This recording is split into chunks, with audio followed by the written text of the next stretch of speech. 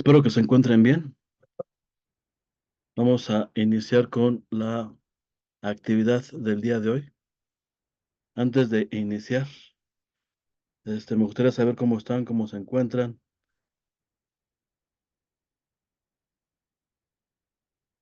Muy bien, maestro, muchas gracias. qué tal. Buenas tardes, muy bien, gracias. Gracias a ustedes.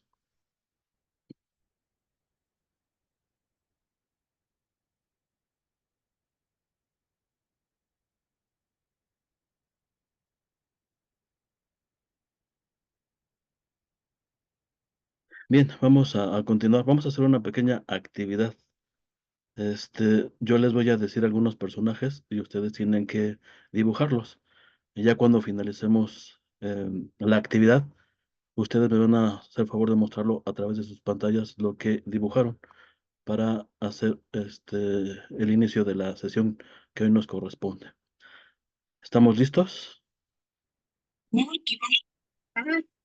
Bien, vamos a empezar con el primer dibujo, que es el Pato Lucas. Dibujen ustedes al Pato Lucas.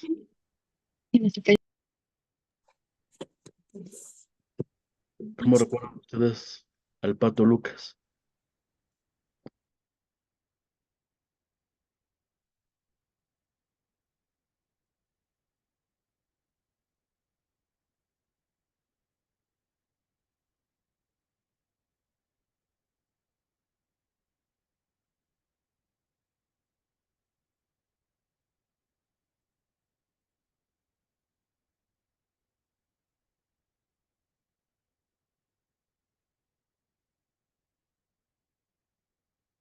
El siguiente personaje va a ser Bart Simpson.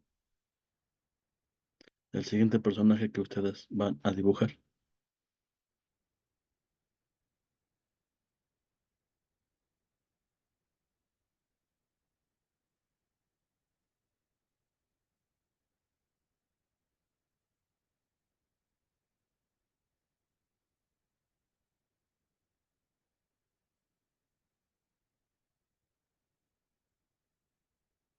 Y el último personaje que van a dibujar es Peppa Pig.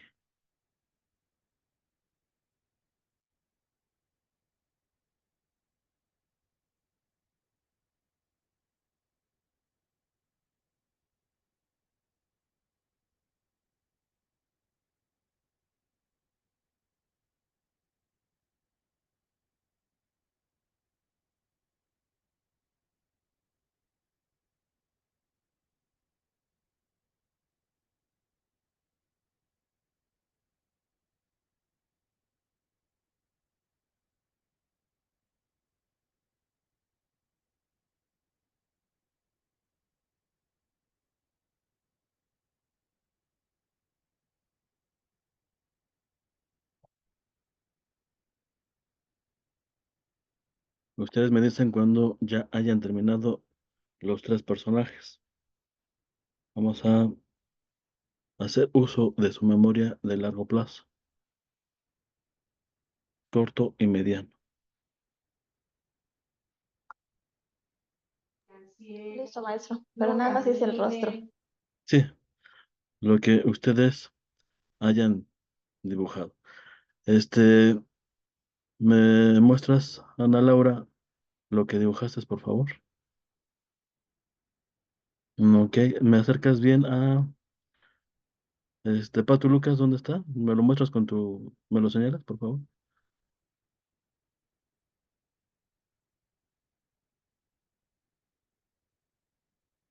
Ok, bien, Pato Lucas, Bart Simpson y abajo Peppa Pig. Bien, ¿quién más gusta compartir lo que dibujó? Cristian, Susana, acércalo un poquito más. Ok, es el Pato Lucas. Abajo Bart Simpson y Peppa Pig. Ok. ¿Quién más gusta compartir sus dibujos? Gracias, Quexali. Ahí tenemos. Ok, muy bien. Gracias, Jesús. Muy bien. Interesantes los dibujos. Bien, ahora vamos a presentarlos como en la realidad son. Vamos a ver qué tal su memoria, gráfica. en relación a estos personajes. Aquí tenemos al Pato Lucas. ¿Quién lo dibujó como se muestra en la imagen? Pónganme un dedo arriba.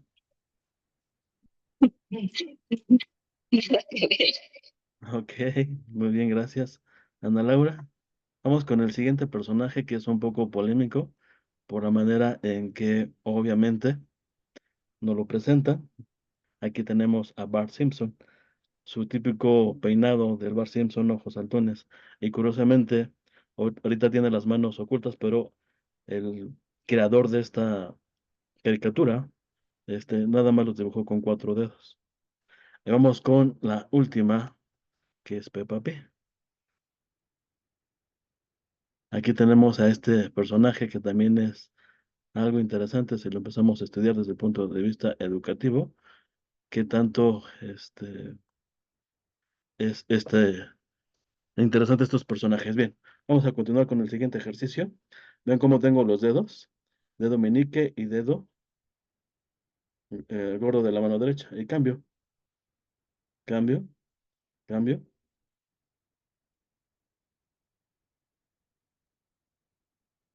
Para ustedes, bien, Susana, síguelo haciendo. Ana Laura, que se vean tus manos.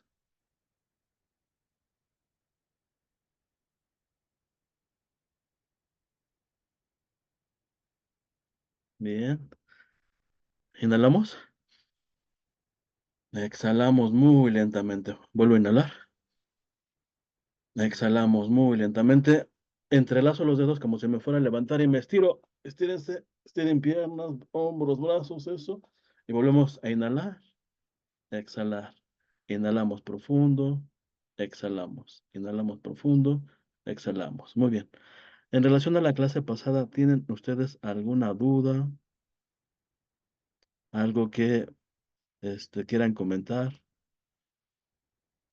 Estamos viendo ahorita estas cuestiones de la teoría, que son de suma importancia porque eso nos va a permitir analizar y comprender cómo ha sido utilizada la educación desde, obviamente, desde lo que vimos la clase pasada.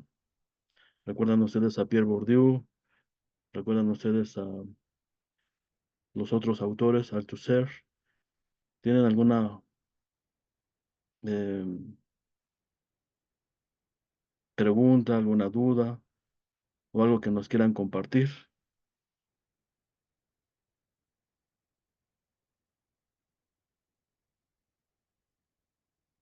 Algo que les haya inquietado,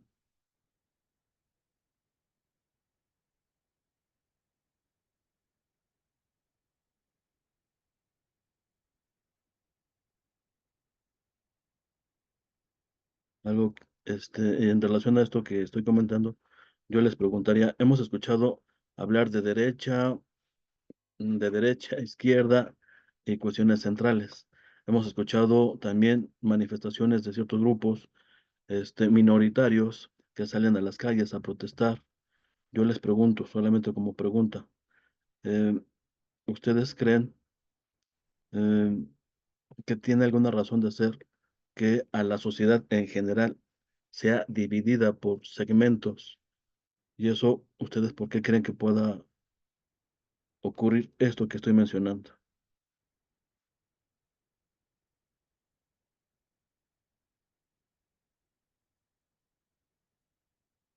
¿Por qué creen ustedes que nos dividan?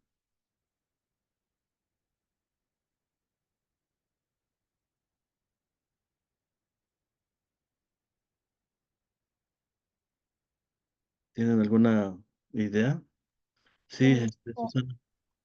por el tipo de ideologías, la realidad es que aunque seamos un grupo de población que podríamos tener ciertos intereses similares, Ujú, pues dijeran cada cabeza es un mundo. correcto. Y es por ello que finalmente un grupo de personas podría abocarse a ciertas necesidades muy diferentes que otro grupo. Ok. Solamente como una cuestión de pregunta. Aquí no hay teorías conspirativas ni nada por el estilo. ¿A quiénes les convendría o a quiénes les conviene dividir a la sociedad, fragmentarla, hacer que se pelee entre sí? Habrá alguien que le convenga, alguien que este, le beneficie. Ya con lo que hemos visto al principio, ustedes pueden ir vislumbrando algunas cuestiones importantes. En relación a la clase anterior, aquí nos mandan un mensaje. Jesús, considero que solo son opiniones segmentadas que por el poder de algunos transgreden y violentan a las minorías y se pierde una libertad. Muy bien, interesante tu aportación y comentario en relación a esta parte que estamos mencionando. Y la realidad también es que desafortunadamente como sociedad nos han encasillado en esta cuestión de seguir órdenes de altos mandos, ¿no? Sean buenas o malas para la sociedad, siempre nos han educado de esa manera y ese es un problema, porque a Ujú. pesar de que existe algún grupo poblacional que diga yo no estoy de acuerdo, pero finalmente cede ante los mandatos. Ok, interesante lo que estás comentando y por lo tanto ahorita vamos a abordar los aparatos ideológicos del Estado y en ese sentido vamos a analizar lo siguiente. Tenemos a estos personajes, Bordelos y Stablet, que nos dicen la realidad de la escuela capitalista. El primer autor hace una crítica a la escuela como un instrumento de reproducción de desigualdades. Y es muy parecido a lo que Pearson, Althusser, mm, Pierre Bourdieu y el otro autores que hemos visto coinciden en lo mismo. No es un espacio de igualdad, sino de mantenimiento del orden social de un grupo que le conviene y utiliza la escuela para llevar a cabo lo que estoy mencionando. La enseñanza diferenciada según la clase social, perpetuando jerarquías. No todas las escuelas van a enseñar lo mismo. Actualmente se dice que la gente que estudia, que trabaja, especialmente que estudia en un determinado colegio, en una determinada universidad, son formados como mano de obra calificada, personas que tienen algún título de ingeniería y demás, que tienen que insertarse en algún sector laboral, precisamente están siendo educados, siendo formados para una determinada función, pero hay otro grupo que está siendo, por llamarlo de esta manera, educado para crear los líderes de algún país. Cada institución, a través de sus planes y programas de estudio, ahí podemos ir viendo cuestiones de esta índole. Es lo que nos dice Bortelot y Stablet, que hacen esta crítica, que la escuela es utilizada como un instrumento de reproducción de la ideología para perpetuar a estos grupos que les benefician y que están ahí. Y por lo tanto tenemos una escuela única, pero con una cierta división. Aunque parece ser una sola institución, la escuela está dividida en funciones de clases sociales, lo que yo les comentaba anteriormente. Y por lo tanto, tenemos lo que les había mencionado en un principio. Una es para los trabajadores, que los preparan para insertarse en un campo laboral, para desarrollar algo que requiera la sociedad para poder suplir las necesidades. Y ahí podemos ver infinidad de carreras.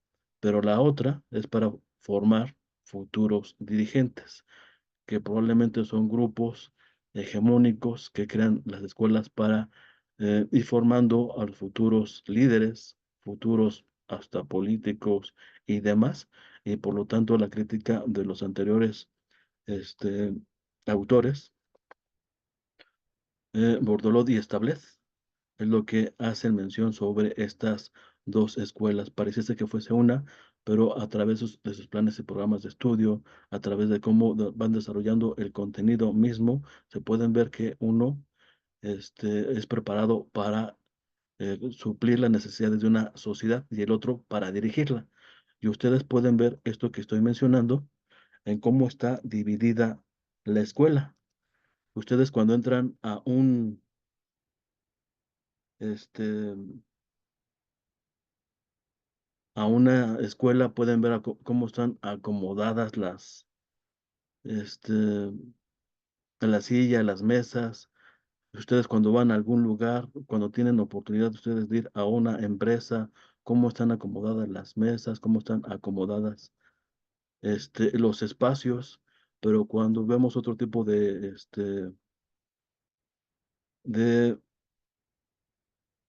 de lugares, ahí podemos ver este, otro tipo de ambientes. ¿Alguien puede comentar al respecto? ¿Cómo visualizan esto que estoy mencionando? ¿Algún ejemplo que ustedes quieran compartir? Me gustaría escuchar sus opiniones para poder seguir. Ustedes en su formación inicial, ¿cómo lo vieron? ¿Cómo lo trabajaron?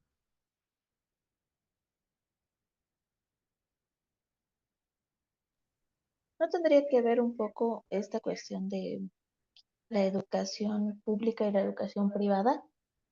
¿Algo tiene Porque que ahí es ver? donde podríamos como que separar estos dos tipos de educaciones. Muy cierto es que en la escuela pública te enseñan como toda la educación básica, digo, por eso se le llama educación básica, pero como que seguir una línea, ¿no?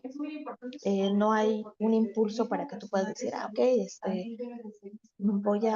yo aspiro de pequeño a una especialidad, una maestría, un doctorado.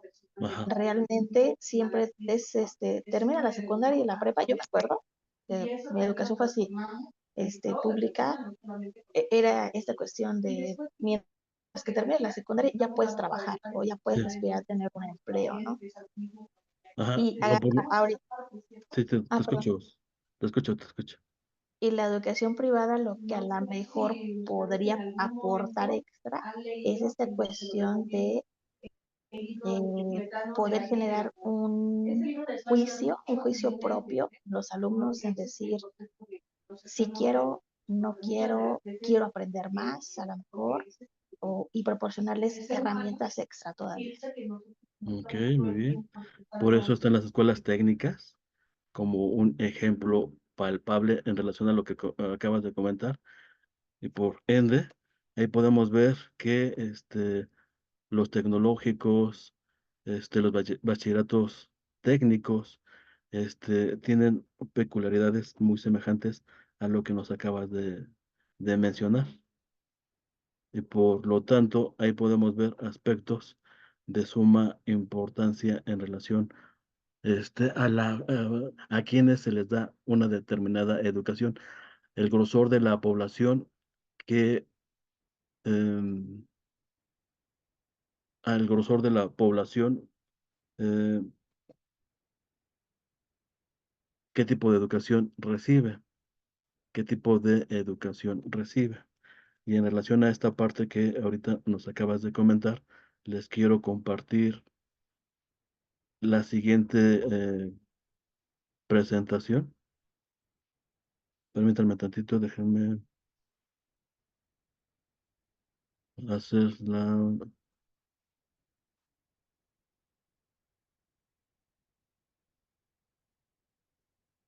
Listo.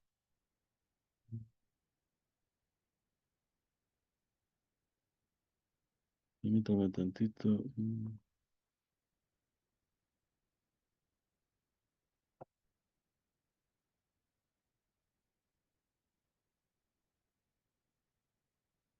Porque no les puedo proyectar. Listo. Aquí tenemos dos espacios, son dos canchas, son dos canchas deportivas, y esto se hizo en Europa para ver lo que estoy comentando en relación a la distribución, y lo voy a manejar no desde el punto de vista de cómo se van ganando los espacios por cuestiones de ideología, sino por cuestiones de usos y costumbres que tenemos nosotros en dichos espacios. Este, Este estudio está basado en observar lo que hacen los hombres y lo que hacen las mujeres en las escuelas públicas, y esto lo podemos ver en nuestras casas. Podemos ver ciertas desigualdades y lo podemos observar en la escuela de la siguiente manera.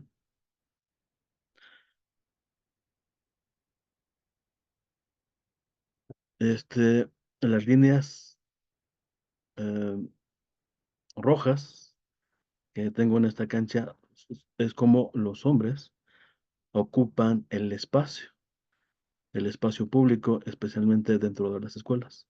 Si se dan cuenta, ustedes a través de su formación académica, pueden ustedes visualizar y recordar cuando estaban en las canchas, en las áreas deportivas, quienes ocupaban la parte central y prácticamente todo lo que son las canchas, a diferencia de las mujeres, que son estas líneas azules. Las mujeres por lo general ocupan las partes, este, alternas, las orillas, una que otra a veces están en el centro, pero son muy pocas. Y por lo tanto, lo podemos ver en nuestras casas, quienes ocupan la cabecera de las mesas de nuestro hogar. Y sin darnos cuenta, es una manera de ir reproduciendo cierta ideología, como lo mencioné aquí. Sin darnos cuenta cómo vamos siendo formados dentro de las instituciones, tanto en la familia como en la escuela, para ir dirigiéndonos a un área de formación. Y por lo tanto, en la escuela, en la casa, repetimos ciertos patrones sin darnos cuenta. Y obviamente, este, y mucho tiene que ver también con la formación de los padres. Lamentablemente, en nuestro país y en muchos otros tantos más, si son familias donde el papá y la mamá tienen trabajos que por algunas circunstancias de la vida no pudieron estudiar y seguirse preparando, pues los hijos por lo general van a tener una educación que va encaminada a que los preparen para que ellos, cuando egresen de una carrera universitaria, pues puedan suplir las necesidades de la sociedad. A diferencia de los papás que tienen una preparación muy diferente, pues obviamente ellos ya ir conociendo algunas cuestiones del contexto y estas cuestiones que estoy mencionando, pues ellos tienen unas ventajas en relación a que su formación no va a ser para suplir alguna necesidad, sino van a estar este, alineados para que ellos sean los futuros dirigentes, ese tipo de cuestiones. Pero vean cómo desde la escuela se van creando estos espacios y por lo tanto no todos los estudiantes tienen las mismas oportunidades. Y por ende, se crean estas desigualdades. Y sin darnos cuenta, vuelvo a repetir, nuestra práctica diaria dentro de la escuela, dentro de nuestras familias, vamos repitiendo estos patrones.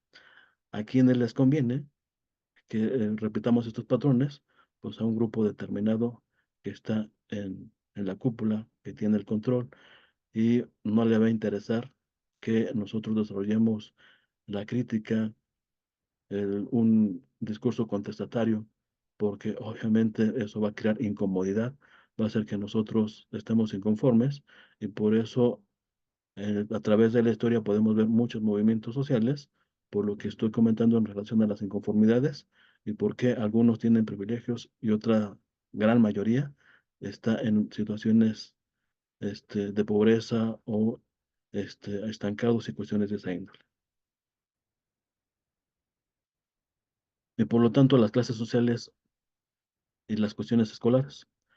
El acceso y el éxito escolar depende del origen social, es lo que nos dicen estos autores que acabo de mencionar. ¿Qué factores influyen los recursos económicos? Pierre Bourdieu nos habla acerca de los diferentes capitales. Capital cultural, capital adquirido, capital social, capital económico.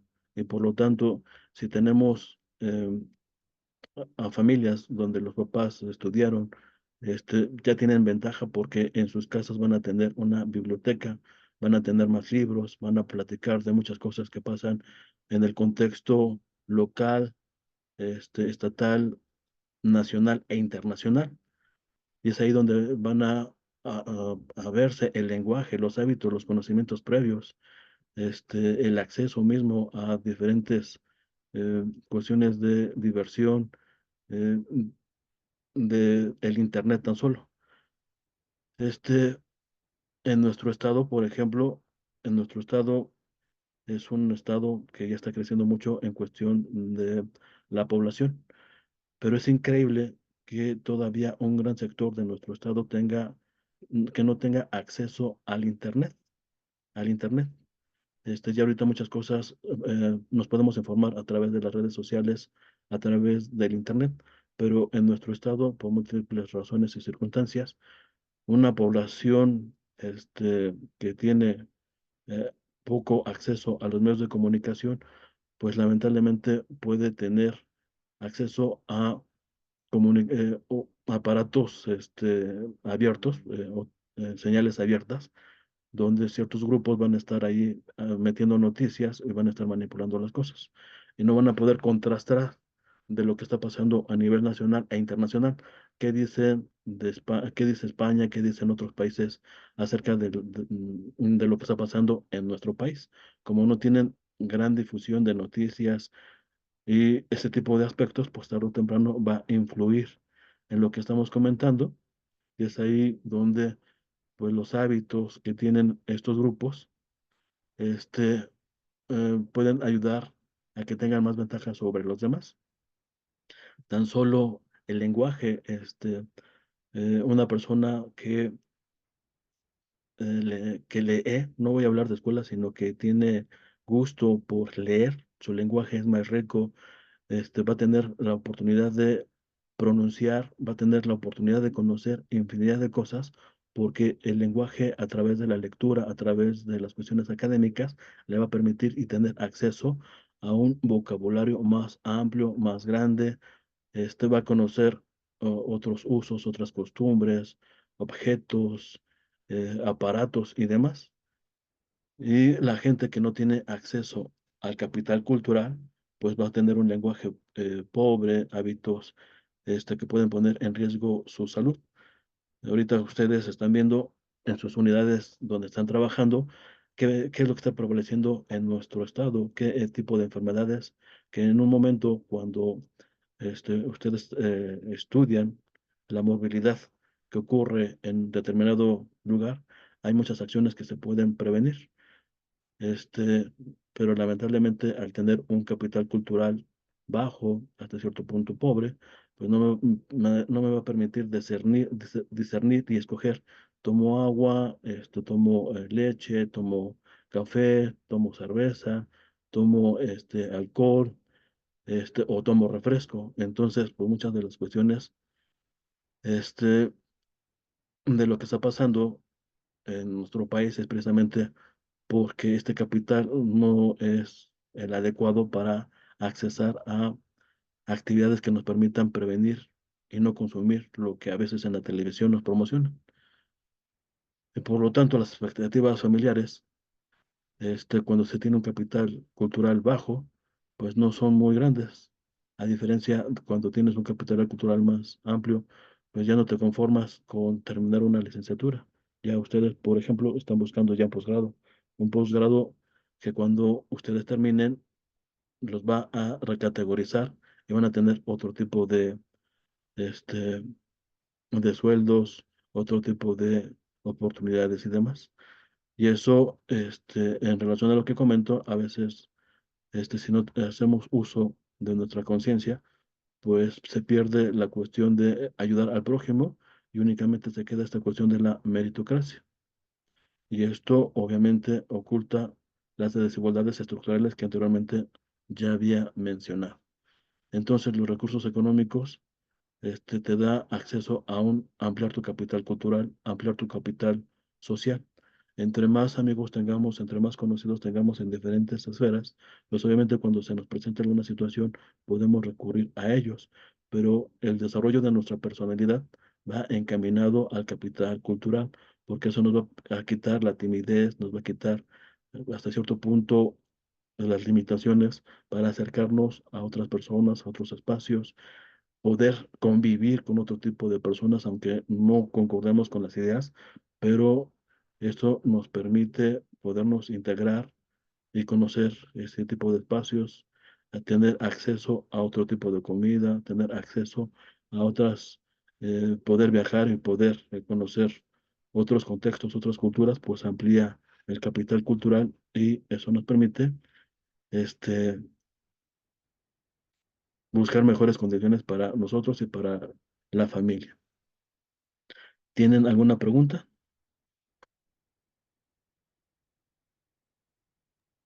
No, maestro. No, ninguna.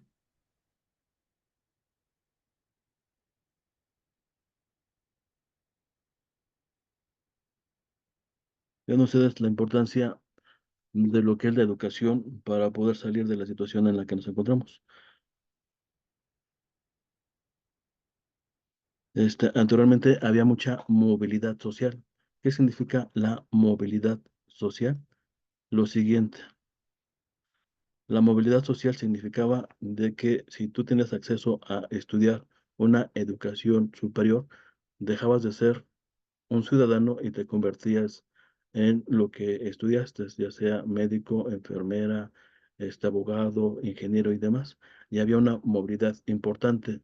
Actualmente, y más bien ya cuando tú egresabas hace unos 20, 25 años de edad, había una posibilidad muy grande en que tú pudieses darle empleo a otras personas, a dos o tres personas más. Actualmente, actualmente ya no se ve eso como lo estoy comentando ahorita. Ya si bien nos va, terminamos una carrera y si mejor nos va, encontramos trabajo. Entonces ya ahorita esta movilidad social ya no se visualiza como anteriormente se hacía.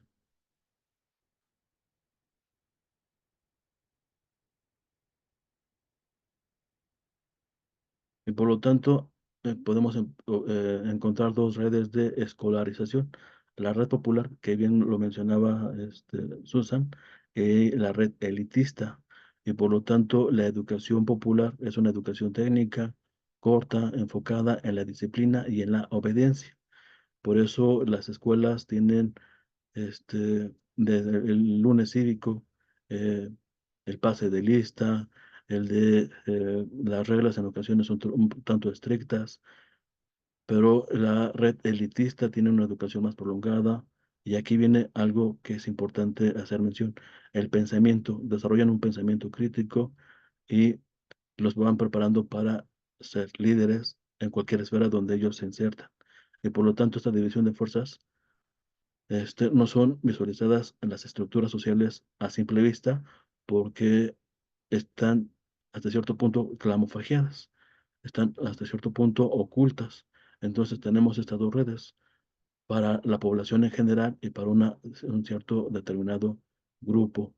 Y a partir de eso podemos ver lo que habíamos mencionado, por qué las educaciones técnicas, por qué la educación politécnica, por qué la educación bajo lo que se mencionó bien hace un momento. Y estas universidades o estas escuelas que pareciesen que también ofertan lo mismo, pero cuando tú ves los planes y programas de estudio, en muchas ocasiones visualizas que hay un desarrollo del pensamiento crítico y que hay muchas actividades donde los preparan para ser líderes, para trabajar en grupos, para dirigir a ciertas determinadas personas.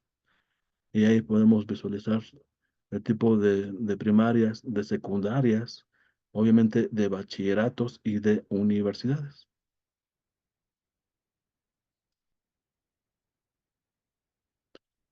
Y sin darnos cuenta, hay dos formas de inculcar la cuestión ideológica.